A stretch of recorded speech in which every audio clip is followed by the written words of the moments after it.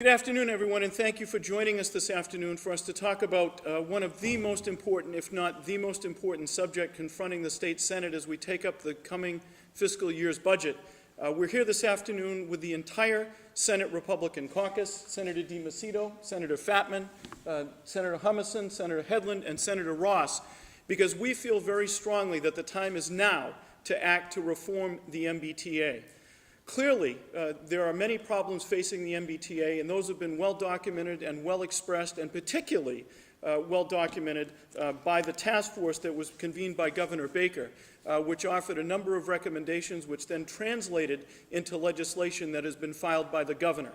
The House of Representatives undertook some measures to be able to address those problems, and we believe that the time is now for the Senate to take substantive action to address the problems with the MBTA.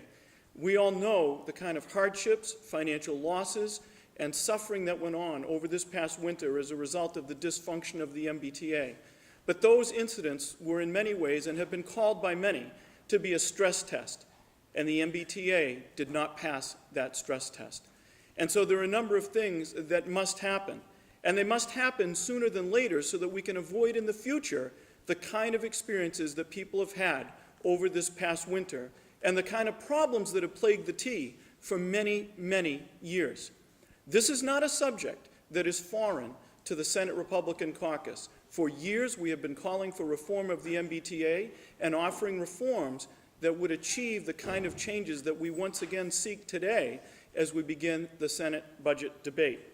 Most of all, we are here to let the public know that we are going to offer our colleagues the opportunity to take action on several fronts: the legislation that was filed by the governor and several of its subcomponents.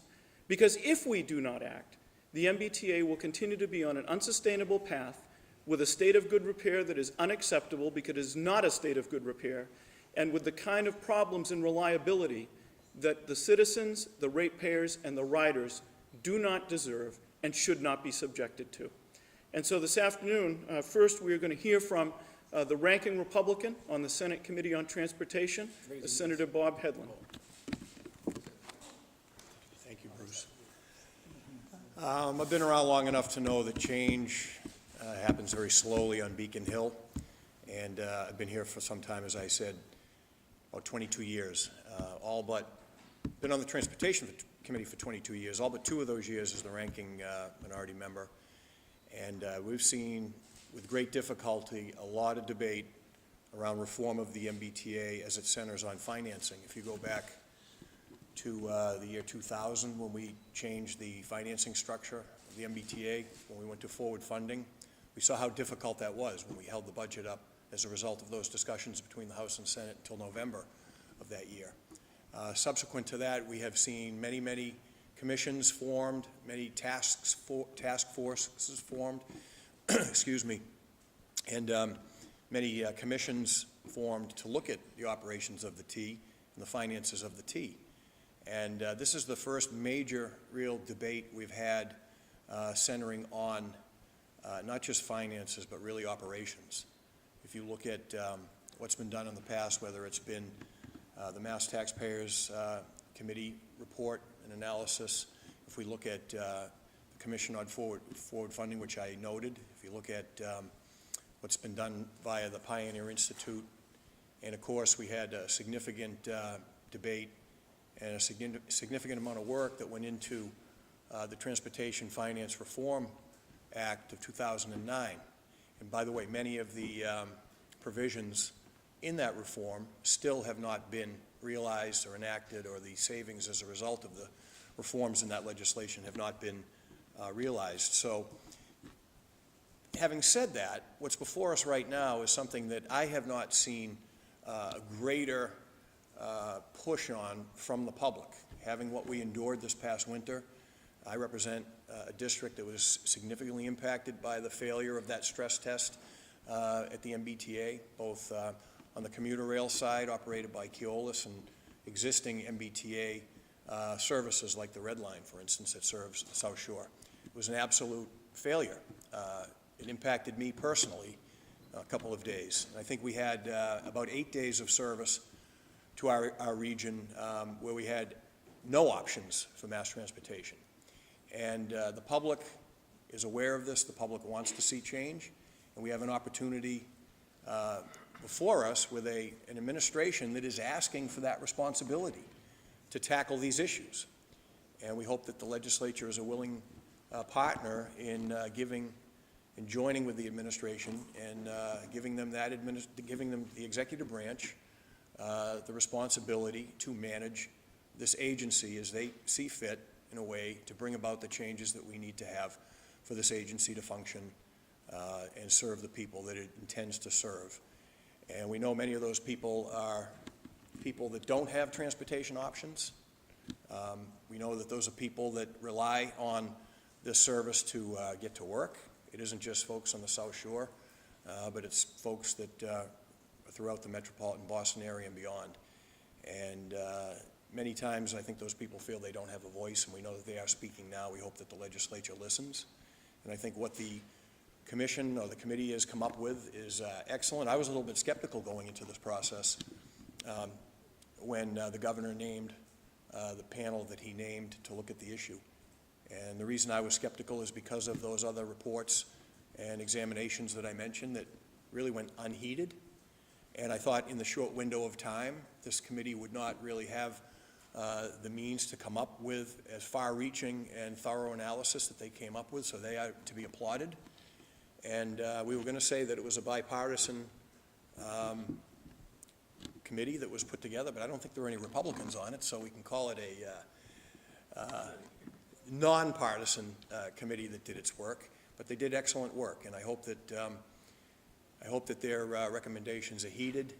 I know that we have a lot of folks who resist the status quo, resist change and want the status quo, but I think that this is sorely needed, and I hope that we move forward and look forward to answering any questions that you may have. Thank you.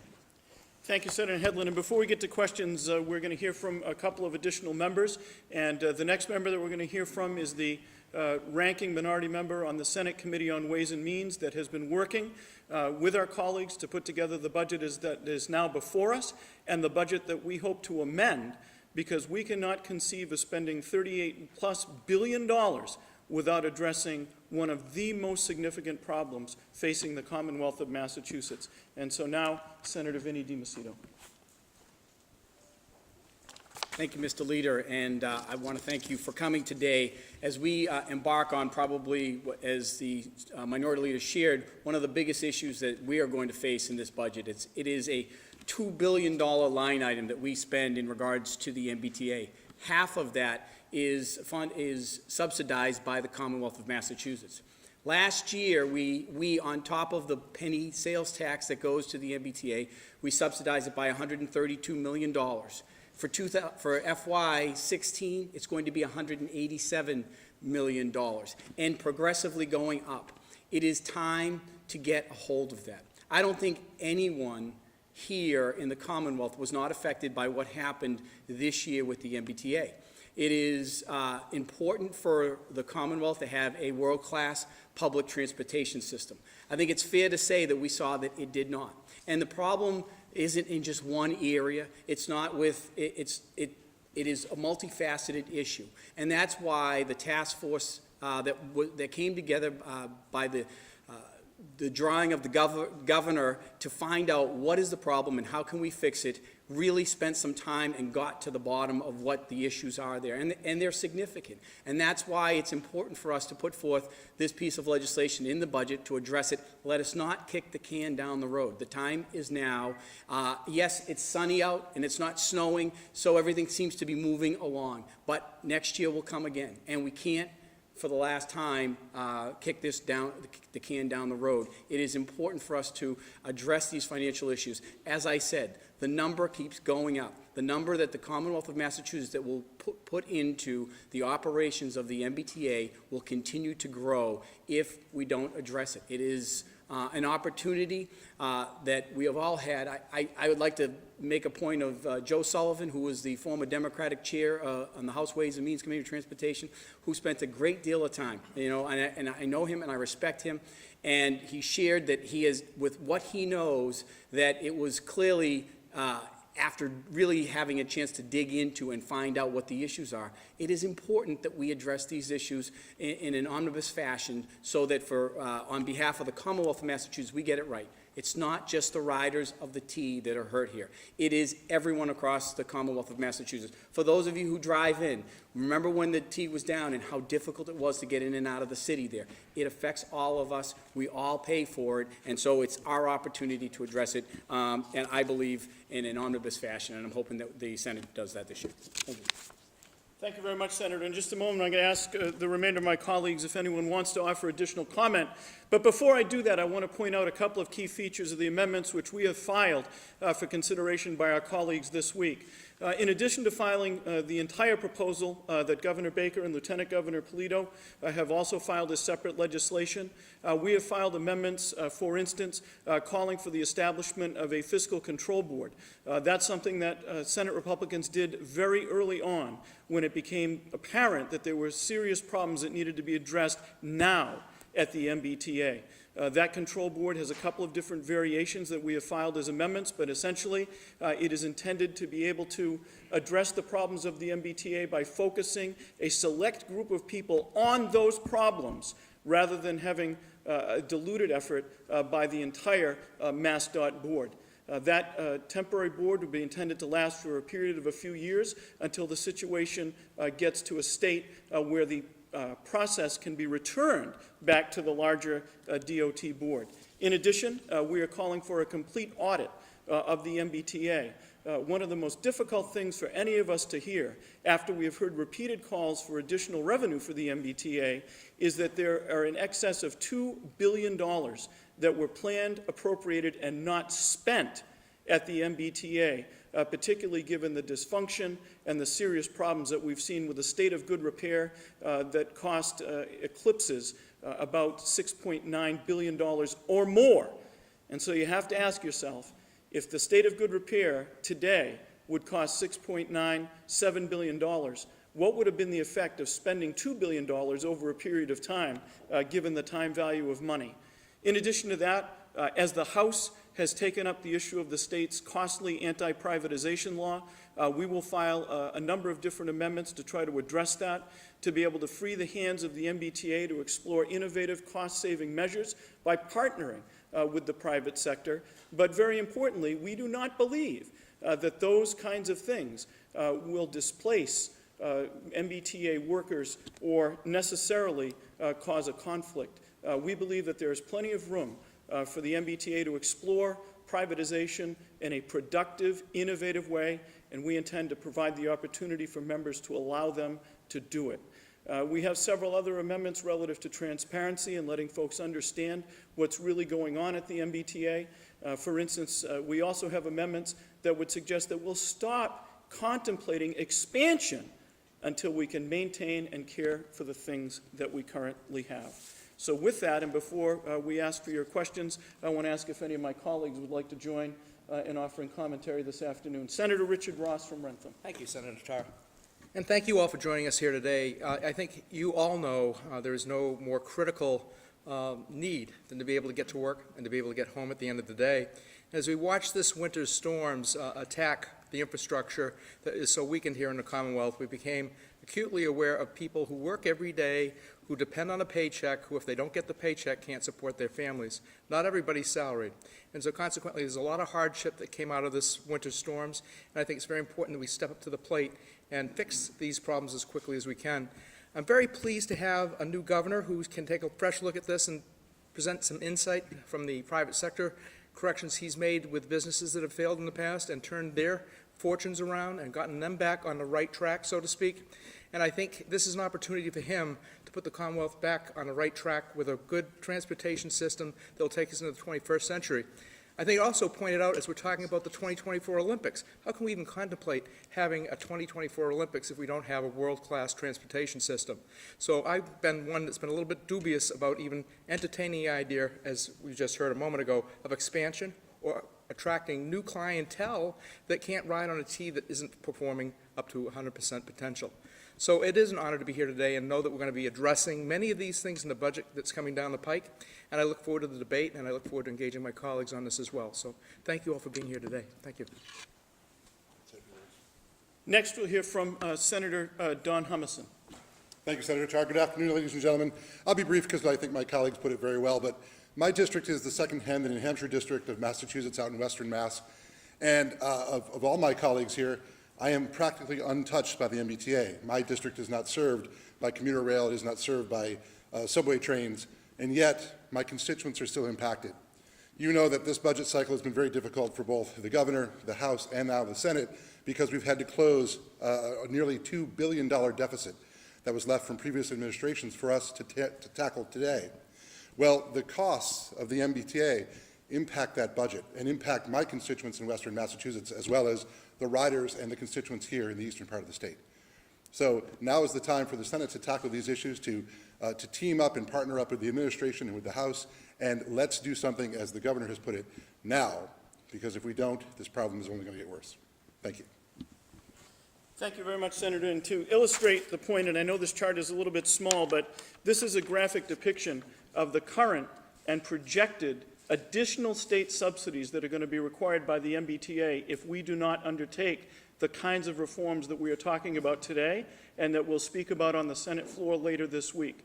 There is an opportunity cost to not acting, not only on the MBTA, but on a budget that this year requires enough solves to close a $1.8 billion gap, and on a host of spending priorities that are important to people all across the state. We intend to try to stop that damage from occurring to the budget and to citizens who share in those priorities from throughout the Commonwealth. Last, we're going to hear from Senator Ryan Fatman. Senator? Thank you, Mr. Leader, and thank you all for coming this afternoon. That was a perfect segue into what I would like to state, the opportunity cost of doing nothing. If we continue to dodge, deflect, and just remain with the status quo. There's 351 cities and towns in our Commonwealth. I'm privileged to represent 14 of them. All 14 have one thing in common. They're all laying off employees over this next fiscal budget. And the opportunity cost of continuing to pour more and more money into a broken MBTA system is going to mean less education money, less money for public services in cities and towns across Massachusetts, including my district. And for one town, the town of Oxford, laying off 50 teachers, giving a pink slip to 50 individuals in that school system, or the town of Douglas, 16 teachers being laid off. The opportunity cost of doing nothing means taking more and more resources away from local cities and towns to continue to pile into more expensive T program. Now, the governor's program is fantastic. I saw a poll today, 83% of my constituents support the governor's plan, and I believe statewide, 84%. And in that same poll, which is broken down by Senate district, I think the lowest percentage was about 70% of the people supporting the governor's plan. A message has to be sent. The opportunity cost is too high. We must act. Thank you. Thank you very much, Senator. And it's clear not only from polling data, but from the calls that we are getting in each of our offices and have been getting for a sustained period of time, that inaction is not a responsible option in the face of the challenges that we face. That being said, we have time for a few questions if you'd like to ask them. Andy. There are 6 of you up here, 40 members of the Senate. How far along are you in convincing your Democratic colleagues that they should support these reforms? We are fairly well along. We've had a lot of very substantive and productive conversations, and we believe that regardless of party, we all share a single obligation, and that is to act in the best interest of the citizens of the Commonwealth.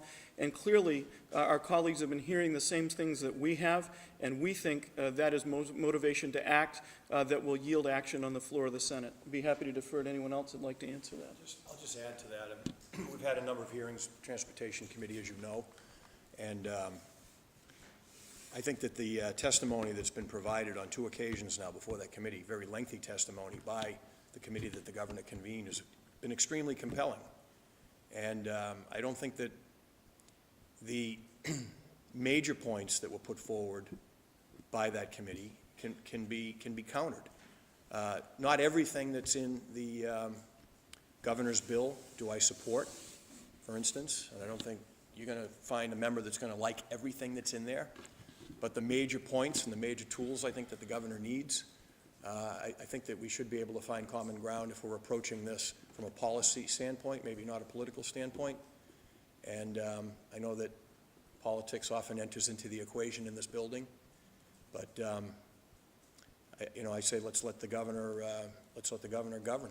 He was elected as the chief executive of the Commonwealth, and this is probably the biggest and most glaring problem that he has to deal with right now. And I don't know which one of my colleagues said, well, it's not snowing out now, but maybe when the air conditioning breaks down next month on the red line, which it is known to happen, will motivate people to weigh in again. But the T's broken. It needs to be fixed.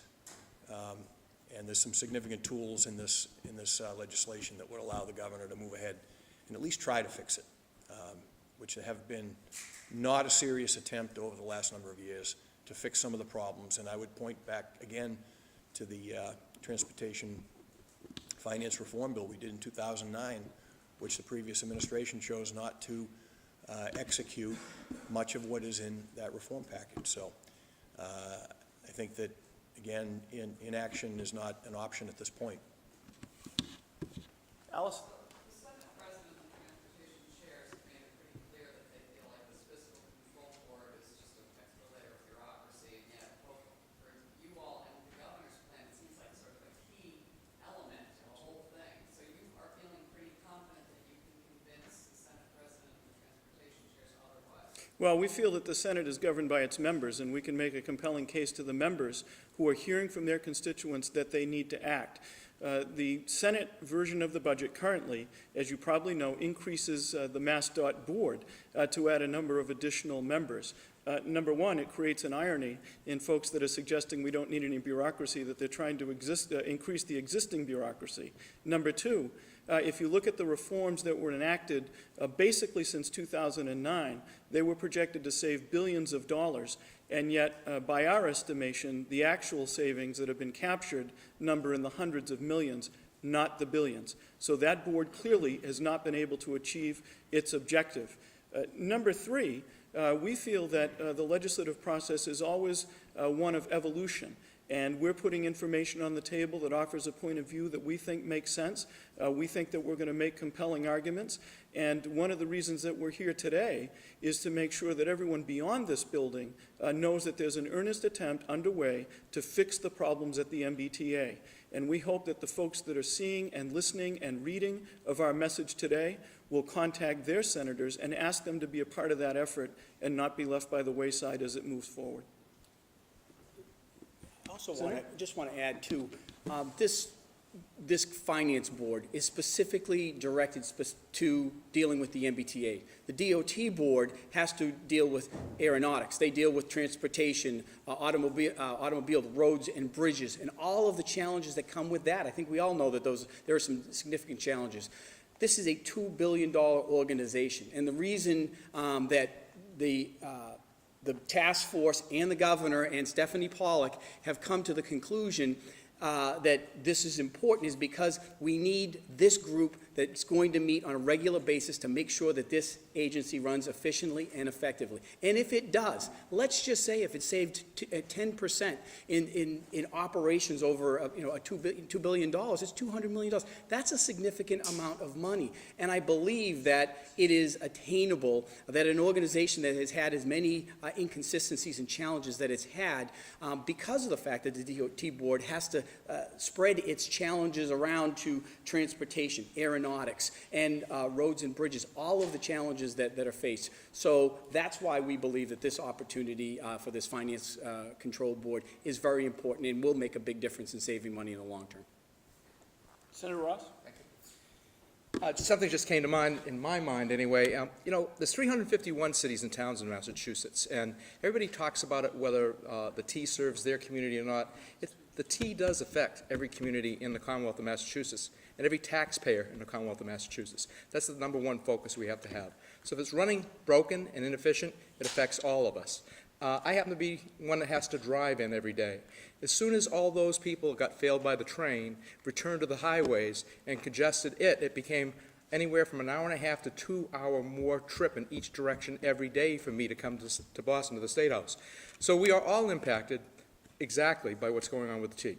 I think it is more than time right now for us to listen carefully to the governor, to listen to the solutions he's offering us. He is our Chief Executive Officer. I think it's important for us, as those who support him, to get other people in the building to agree to support him and give him a chance. I mean, he turned Harvard Pilgrim Health around totally on its heels by doing the same kinds of things as stopgap measures to save that corporation and returned it to be the most profitable healthcare business in the nation. So I think there are people that are many times smarter than us, and we have to acknowledge that the public has overwhelmingly elected him to do the job, and with the kind of support he has, I think we can get this job done. I have no doubt. So thank you. Thank you very much. Senator Andy, you get the last question, and then we have to stop, but we'll all be around to answer questions following the event. Great. Would you all vote for this budget, the final budget, if none of your reforms are included? That's something we're still contemplating, and it's too soon to tell. Thank you all very much for coming. We'd be happy to answer other questions individually, and Dawn has some additional material to provide you with right over here.